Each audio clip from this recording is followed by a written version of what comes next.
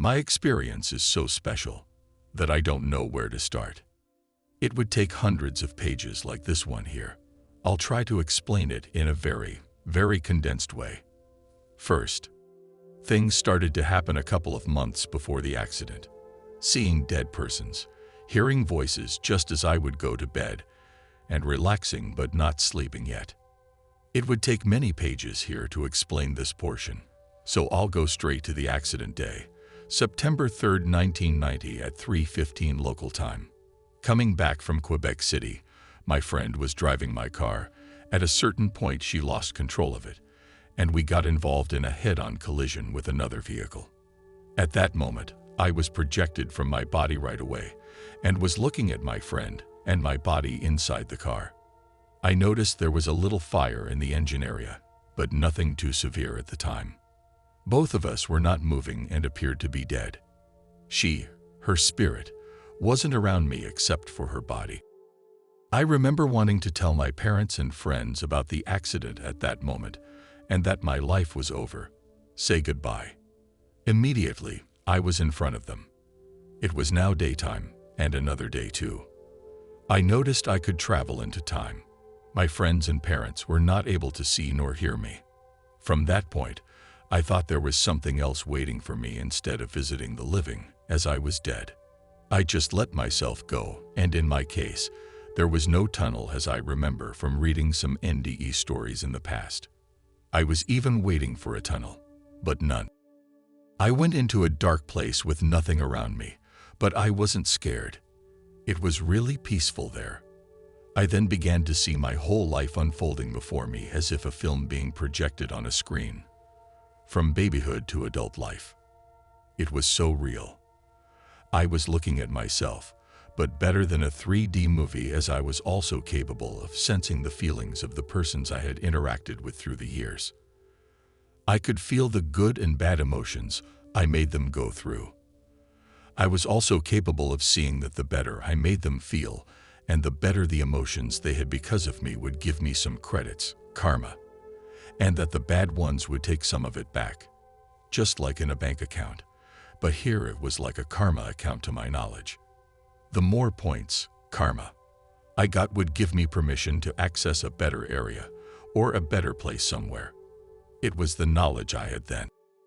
At the end of the film, life presentation, everything went black for a while, almost like in a real movie before they turn on the light. I then understood through this knowledge that I deserved a place in what we call heaven without knowing what it would be like or what is heaven.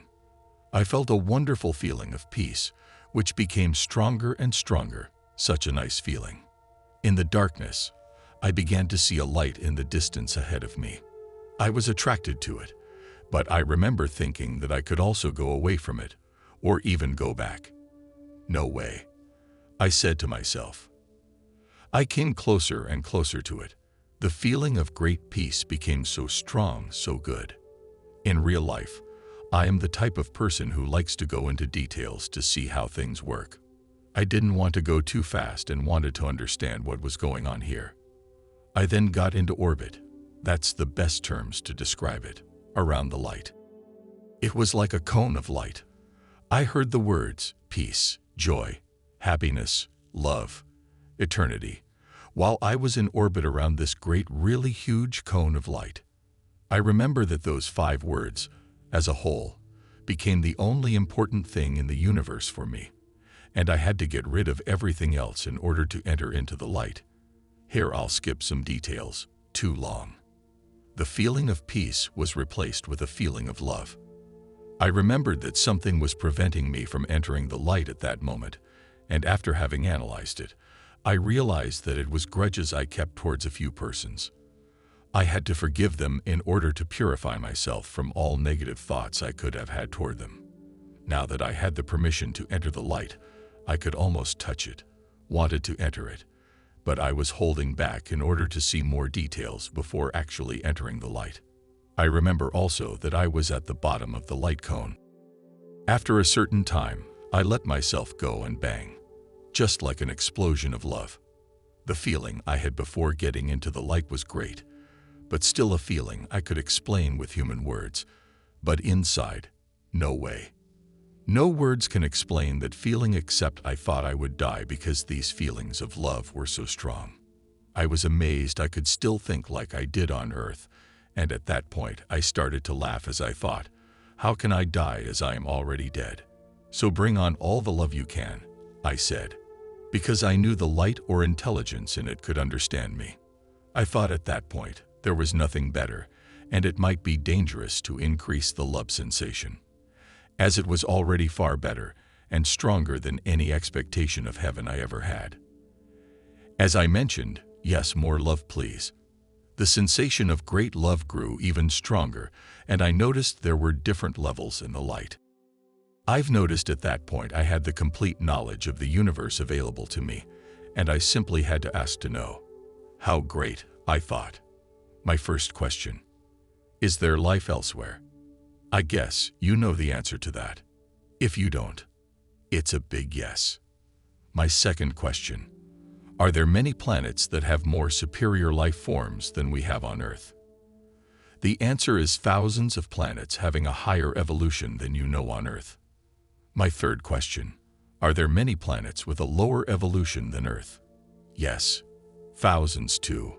My fourth question: can I see what it looks like on a planet with a higher evolution? Yes, here you are. In an instant, I was there on another planet. I was able to see my body there. I can't see my body in the light. I'm in the presence of people and am able to talk to them. How great, I thought. They were amazed to see me in front of them. I was in some sort of city with flat ground. There were buildings with no windows nor doors, just like big boxes. They had a special way to enter them, but it wasn't very important for me to know it. We weren't communicating with voice, but through the minds. Telepathic. I was able to understand each word, in French to me, and while I was talking, I know I was using another language with them. This was all done automatically. They were asking me where I come from. They wanted to see in my mind the stars I could see from my planet. The result was good. They were also asking me where on Earth I was born, what was the area I liked to see, and what I liked to do on Earth. I told them I was born in a village called Kaplan, and that I like scuba diving in Port Daniel and Newport, Quebec. They wanted to see in my mind what it looks like and a map of those areas. They asked me to show them, if I wanted to. The result, again, was good as I was capable of mentally showing them the map. They asked me where I was taking the energy to survive. I knew right away that they were talking about food in a strange way. I told them about the plants that we eat on Earth, and then they said, "Are you also eating what used to be alive?" I said yes.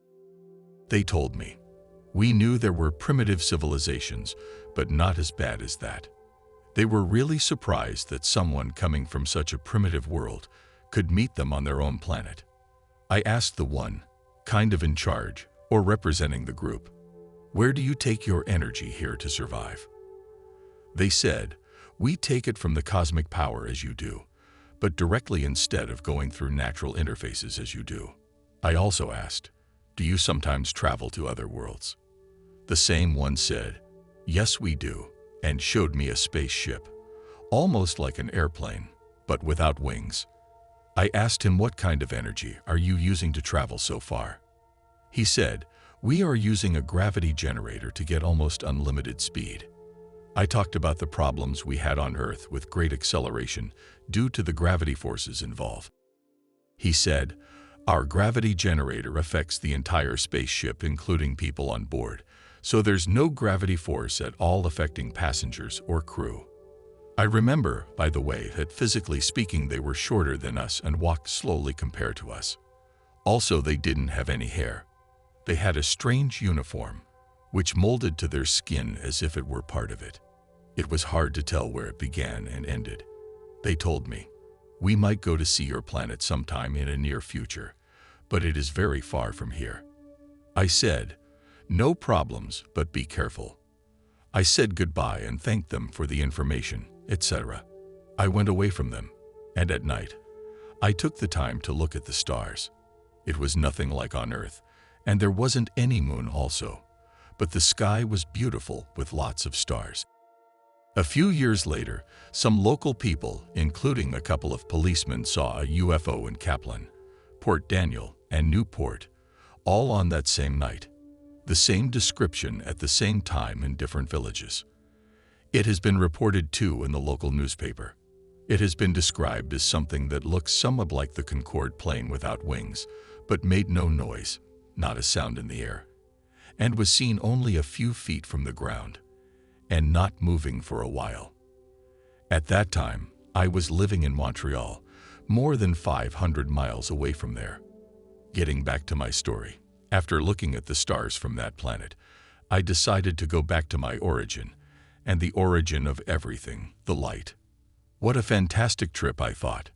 When I think about humans having a hard time to reach the moon and back, to me now, going to the moon was as simple as crossing the street, and going to a planet about 100 light years away was as simple as going to the next village. I also asked, while being in the knowledge level of the light, can I see less evolved planets? Yes, here you are. There were some primitive cavemen, full of hair, chasing strange animals, big ones. I tried to communicate with them, but with no results. They couldn't see me nor hear me. It wasn't too interesting there, so I've decided to go back to the light. I learned while I was back that we could not interfere with primitive worlds, and it's the main reason there's a great distance in between planets to act as a buffer preventing us from reaching their world, as it could be very dangerous to their evolution since they must go through theirs by themselves, as we need to ourselves. In a next life, we humans will be incarnated on another more evolved planet, because there's a minimum and a maximum evolution permitted on Earth, and past that point, the most evolved and intelligent person on Earth will be the less evolved and the most primitive person on a more advanced world. I thought about asking some questions regarding Earth. Life will last until what human years as we calculate it now? Answer: 3587. What would happen then? See for yourself. I saw something real big coming, as a comet or an asteroid. Humans were still here on Earth at the time. Will be, I should say. There was total panic on Earth, because scientists will know it's the end of all life on this planet because of that, and they will not be able to see it long enough in advance to avoid it. I took some time to look here and there in the nearest future. I wasn't able to bring back exact years nor time as it could affect what should happen for our own evolution. I know as I told my story to some people after 1990, the year of the accident, that there will be many conflicts involving the USA, and I remember that it will start right in New York City in a few years from now, 1990. I had no information that it would be the World Trade Center and what year exactly, but was sure it was New York City, and that all the people of Earth would be aware of what would happen. It's now part of the past, 9/11. After that, the East Coast mainly will be affected. There was a major city in a north-central state that would be affected. Almost nothing to the West Coast would be affected. Because of that, as I'm sure of it, I'll never move to a major city on the East Coast, even if some company were to entice me with a very good six-figure salary to begin with. I remember I had all the dates and exact times of every event in each city. I said to myself, now that I am dead, I can't change anything anyway. I went to the end of the conflict. Even more frightening. Because of the conflict with different countries and less investment in space research and NASA, no one can see something happening and approaching Earth. Some small asteroid, but big enough to cause substantial damage on Earth. The good news in all that is that because of this event, all nations will stop all their conflicts and try to work together instead of fighting each other. But it will be too late to avoid what could have been avoided. Starting from that point, the different nations will realize the stupidity of war and will work together for many years to come. There will be, finally, peace on Earth, but millions of lives lost which could have been avoided. I know this is not too far away in time. Getting back to some more positive things. I went to a higher level into the light, so wonderful, so much love. This is higher than the level of knowledge, the level of creation as I call it. Everything becomes possible. Creating physical things and sharing the creation level with God. Yes, I know, it's hard to believe. I didn't want to come back here on earth because I had come from a place of infinite love and beauty, but nonetheless, I had underestimated the infinite power of the light, and at that instant I formulated a wish that I'd like to return to earth in order to share this knowledge with as many people as possible. What I didn't know was that a wish formulated at this level in the light becomes reality. Upon formulating this wish, I saw myself pulled toward the bottom of the light cone, and I slowly found myself outside of it. I suddenly realized I could see my body once more. It's then that I saw my friend. She was coming toward me and the light behind me. She was dressed completely in white, like a bride, not walking, but as though floating. I had the impression that I was on my friend's path as she was slowly moving toward me. I was going to bump into her and instinctively raised my arms to prevent this. She did the same. As we came closer together, our hands touched and I was astonished at the flashes and sparks of light emanating from them. As the members of our bodies fuse together, it's when our brains fuse that we could read each other's thoughts perfectly without any possibility of error. This was despite the tremendous speed at which this took place. It's here that I made her realize that we're not using speech but telepathy and want to make a test. I want to see if at this point we can still use speech.